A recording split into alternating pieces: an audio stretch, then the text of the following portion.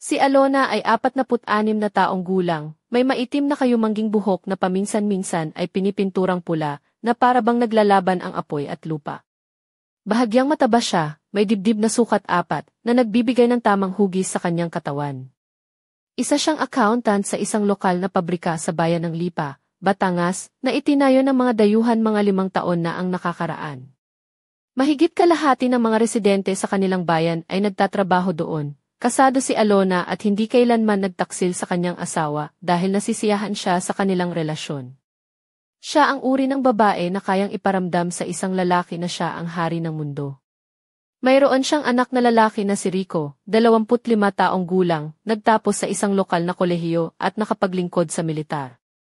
Pagkatapos ng serbisyo, lumipat si Rico sa Maynila para magtrabaho sa kumpanya ng ama ng kanyang kasama sa serbisyo, na isang direktor sa isang malaking kumpanya. Kumita siya ng maayos, nakabili ng kotse at nakaupa ng sariling apartment, at lagi pang nagpapadala ng pera sa kanyang mga magulang. Isang gabi, tumawag si Rico at humiling na pansamantalang tumigil ang kanyang kasama sa serbisyo, si Andoy, sa kanilang bahay ng 2 araw. Sabi ni Rico, ayaw raw ni Andoy sa mga murang hotel na puno ng ipis sa Maynila dahil sanay siya sa marangyang pamumuhay. Hindi naman sila mayayaman pero hindi rin naman maituturing na mahirap ang kanilang bahay. Sa katunayan, bago pa dumating si Andoy, bagong tapos lang ang renovation ng bahay nila ni Alona at ni Mang Peping, ang asawa niya. Ang mga kasangkapan ay bago at maayos. Sa istasyon ng bus sa Lipa, sinalubong ni Mang Peping si Andoy. Si Andoy ay isang binatang lalaki, may taas na humigit kumulang 1 metro at 80 sentimetro, may malapad na balikat at mga kalamnan na halatang pinaghirapan sa gift. Isinuot niya ang simpleng puting polo at maong na pantalon, na parang isang karaniwang lalaking Pilipino na dumaan lang sa gift. Pagdating sa bahay, niluto ni Alona ang tanghalian para sa kanilang tatlo. Nagkwentuhan sila ng masaya tungkol sa serbisyo militar, kabataan, at tungkol sa nobyang iniwan ni Andoy na naghintay sa kanya ng 1 taon na parang si Maria Clara na naghihintay sa kanyang makatao. Pagkatapos ng tanghalian, umalis si Mang Peping papuntang opisina, samantalang si Andoy ay tumakbo papunta sa lokal na sangay ng kumpanya na pinangangasiwaan niya upang mag-report sa kanilang bisita. Nang gabing iyon, umuwi si Andoy dala ang 2 malalaking plastik na puno ng pagkain mula sa isang palengke sa bayan. Nag-alok siyang mag-inuman na 3 bote ng alak na lokal na tuba. Nagtagal sila sa kwentuhan at tila ba ang oras ay dumaan ng napakabilis. Nang hating gabi na, ipinakita ni Alona kung saan matutulog si Andoy, sa kwarto ng kanyang anak na bihirang gamitin dahil madalang itong umuuwi. Nang gabing iyon, nagising si Alona dahil uhaw. Nang pumasok siya sa kusina, nakita niya si Andoy na nakatayo roon. Isinuot niya ang kanyang simpleng nightgown na bahagyang nagpapakita ng hubog ng kanyang dibdib. Nang makita siya ni Andoy, ngumiti ito at nagbiro na parang may dry season ang kanyang lalamunan. Tumingin siya kay Alona, napatingin sa kanyang dibdib, at nagpaalam ng good night bago umalis. Kinabukasan, napansin ni Alona ang haplos ng kanyang asawa habang siya ay nagigising, ngunit bakit ba ang utak niya ay nakatuon pa rin kay Andoy? Pumasok si Andoy sa kusina na nakaayos na para sa trabaho, binusog ni Alona ng almusal at mabilis na umalis si Andoy. Sa hapon, nag-report si Mang Peping na aalis siya ng 2 araw para sa trabaho sa Maynila, na medyo ikinabahala ni Alona. Pagdating ng gabi, bumalik si Andoy at kumain sila ng hapunan. Bigla, nag-alok si Alona na magbukas ng bote ng alak. Pumayag si Andoy. Nainom sila ng 3 bote, at kahit na ang mga usapan ay walang halong flirty, ramdam ni Alona ang kakaibang init sa kanyang dibdib. Nang magpasya na siyang maghugas ng pinggan, inasikaso iyon ni Andoy ng kusa, na para bang isang gentleman na nang aalaga. Pagkatapos, inanyayahan siya ni Andoy na matulog na. Sa paglalakad nila papunta sa kwarto, hindi niya maiwasang mapansin na ilang ulit na nadikit ang kanyang dibdib sa kamay ni Andoy. Pagdating sa kwarto, biglang hinarap ni Andoy si Alona, at bago pa siya makareact, hinalikan siya nito ng matindi. Napabagsak siya sa kama at nagtagpo ang kanilang mga labi sa isang mainit na halik.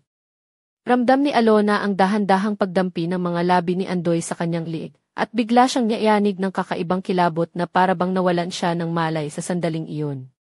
Hindi niya naranasan iyon sa 25 taon nilang mag-asawa. Matapos ang insidenteng iyon, nag-shower sila ng magkahiwalay. Nagpaalam si Andoy at pumasok sa kanyang kwarto, habang si Alona naman ay natulog ng maaga. Pagkagising niya kinabukasan, bahagyang sumakit ang kanyang ulo. Napaisip siya, nakatulog ba talaga ako kasama si Andoy?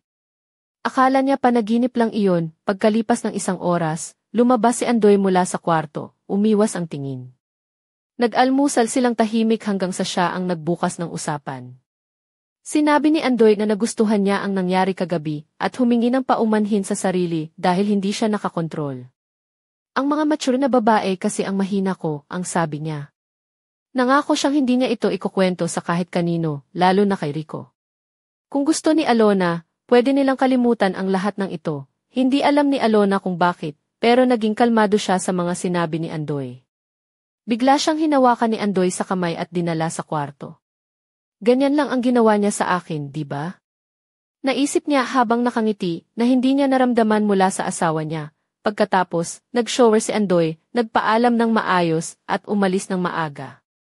Naiwan si Alona na nag-iisip sa buong araw tungkol sa kanyang ginawa, ang kanyang unang pagtataksil sa asawa, sa isang lalaking parang anak niya.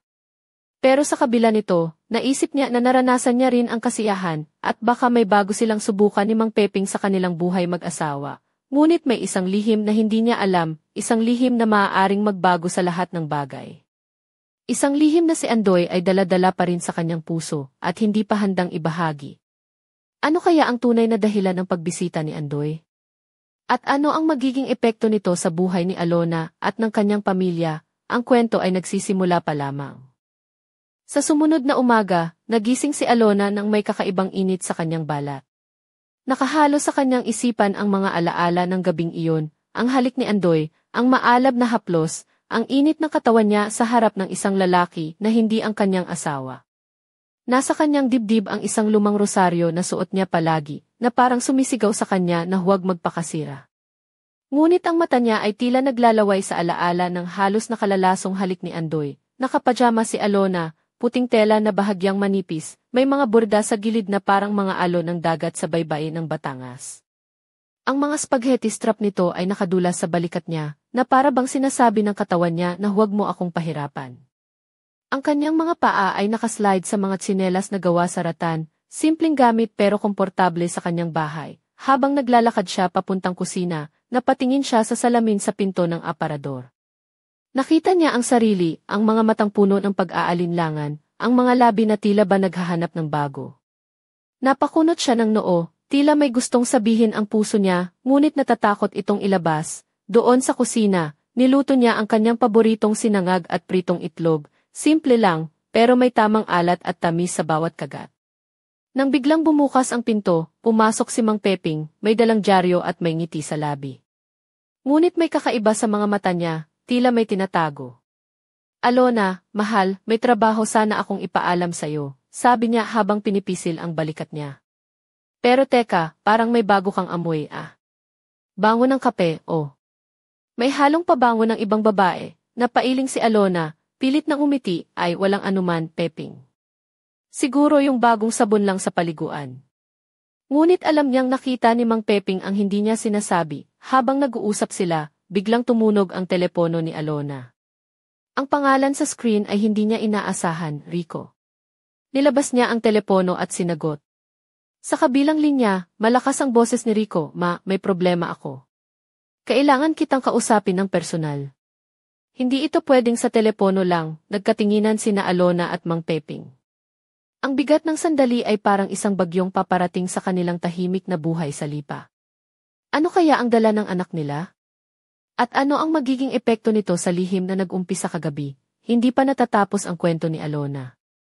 Ang isang simpleng bahay sa isang maliit na bayan ay nagiging sentro ng isang lihim na maaaring magbago ng lahat, ng pamilya, ng pag-ibig, at ng mga pangarap na matagal nang nakatago sa ilalim ng mga alikabok ng nakaraan.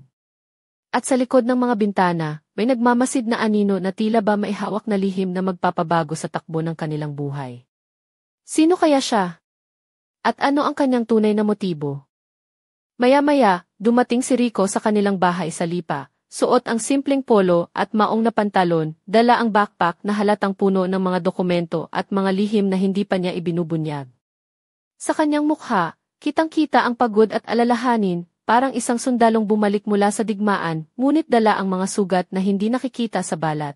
Habang naglalakad siya papasok, sinalubong siya ni Alona, na nakadress na kulay pula. Hindi sobrang mahaba, bahagyang sumasayaw sa hangin ang tela, na nagpapakita ng kanyang mga kurba na may tamang alindog. Ang kanyang mga sandalyas ay may maliit na takong, na nagbibigay sa kanya ng dagdag na taas at kumpiyansa. Sa kanyang mga pulso, may mga simpleng pulseras na yari sa kawayan, at sa tenga ay nakasabit ang mga hikaw na hugis dahon, na tila sumasabay sa kanyang bawat galaw. Rico, anak, anong nangyari? Mukha kang may dalang bagyong hindi mo pa nasasabi, sabi ni Alona habang hinahawakan ang mga balikat ng anak. Ma, may problema ako sa trabaho. Hindi lang yan. May mga nangyayari sa kumpanya na hindi tama, sagot ni Rico, habang nanginginig ang mga kamay. Hindi naglaon, bumukas ang pinto ng kwarto ni Andoy.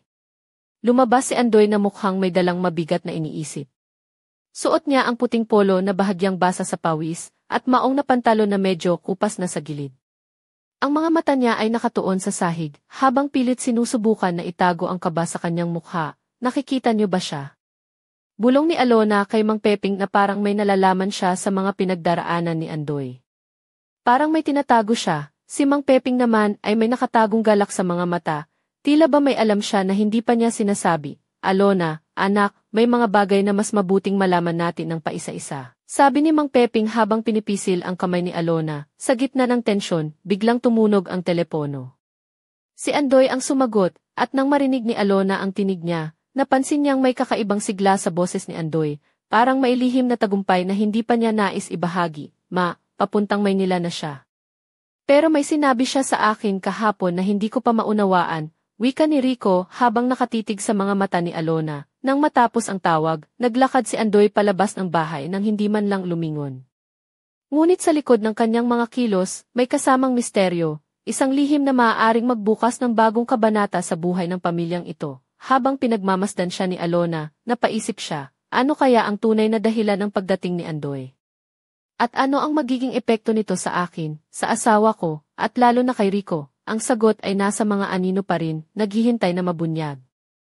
Pagkatapos umalis ni Andoy, nanatili si Alona sa sala, nakaupo sa lumang sofa na may mga bulaklak na disenyo. Ang mga kamay niya inaglaro sa kanyang simpleng kwintas na gawa sa perlas, isang alaala mula sa kanyang ina. Ang kanyang damit na kulay pastel na rosas ay bahagyang dumampi sa kanyang mga hita, na nagpapakita ng maamong anyo, ngunit may bahid ng lihim na pagnanasa sa mga mata ng mga taong nakatitig sa kanya. Dumating si Mang Peping mula sa kusina. May hawak na tasa ng kape at isang maliit na paket ng tsokolate, na alam niyang paborito ni Alona tuwing umaga. Pinatong niya ito sa maliit na mesa sa tabi niya at umupo ng malapit, pilit nagtatago ng pag-aalala sa likod ng kanyang mga matang mapayapa. Alona, alam kong may nagbago sa iyo nitong mga nakaraang araw, sabi ni Mang Peping, habang pinipisil ang kamay ng asawa. Hindi ko alam kung ano ang sasabihin ko, pero gusto kong malaman mo na nandito lang ako, kahit ano pa man ang mangyari. Napangiti si Alona, ngunit mailungkot sa mga mata. Peping, hindi ko alam kung paano ko haharapin ito. Parang nahulog ako sa isang bangin na hindi ko kayang talunin. Habang nag-uusap sila, biglang tumunog ang cellphone ni Alona. Siya ang sumagot, at ang boses sa kabilang linya ay malamig at seryoso. Ang boses ni Andoy, Alona, may dapat akong sabihin. Hindi ko na kaya itago pa, wika ni Andoy. May mga bagay na nangyayari sa kumpanya na delikado. Kailangan nating pag-usapan ito ng masinsinan. Napatingin si Alona kay Mang Peping, na ngayon ay nakataas ang kilay, halatang nagulat sa tawag. Alona, anak, mukhang may mas malalim na problema dito, sabi ni Mang Peping. Hindi lang ito basta-basta pangyayari. Sa likod ng mga salitang iyon, naramdaman ni Alona ang bigat ng isang lihim na unti-unting bumabalot sa kanilang buhay. Isang lihim na maaaring magbago ng lahat, ng kanilang pamilya, ng kanilang mga puso, at ng kanilang kinabukasan. At habang nakatingin siya sa bintana, napansin niya ang isang anino na mabilis na naglaho sa dilim ng gabi. Sino kaya ang aninong iyon? At ano ang tunay na itinatago ni Andoy? Ang sagot ay malapit ng sumiklab.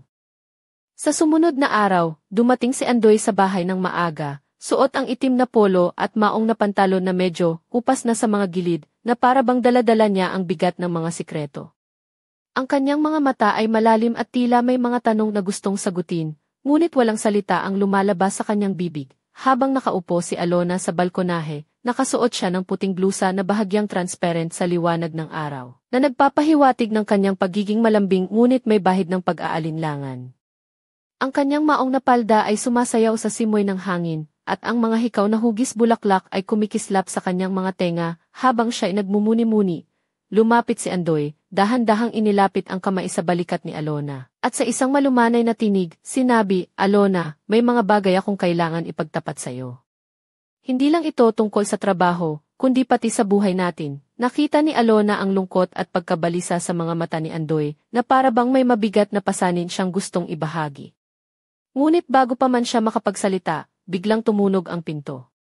Si Mang Peping ang pumapasok, may dalang mga dokumento at isang lihim na ngiti sa labi. "May dumating na sulat para sa atin," sabi ni Mang Peping, habang inaabot kay Alona ang sobre. Nang buksan niya ito, nakita niya ang isang lumang litrato ng isang babae na may mga mata na tila naghahanap ng hustisya, at isang sulat na may mga nakatagong babala. "Alona, ani Andoy, ito ang simula ng lahat. Isang lihim na matagal nang itinanim sa ating pamilya." Sa harap ng lumang litrato at sulat, nagtagpo ang kanilang mga mata, puno ng takot, pag-aalinlangan, at isang lihim na pag-asa na matuklasan ang katotohanan. At sa likod ng bahay, may isang anino na muling lumitaw, nakatingin sa kanila mula sa dilim, naghahanda sa susunod na hakbang. Ano kaya ang lihim na ito? At hanggang saan kaya aabot ang katotohanan na unti-unting sumisilip sa kanilang buhay? Ang sagot ay naghihintay sa susunod na kabanata.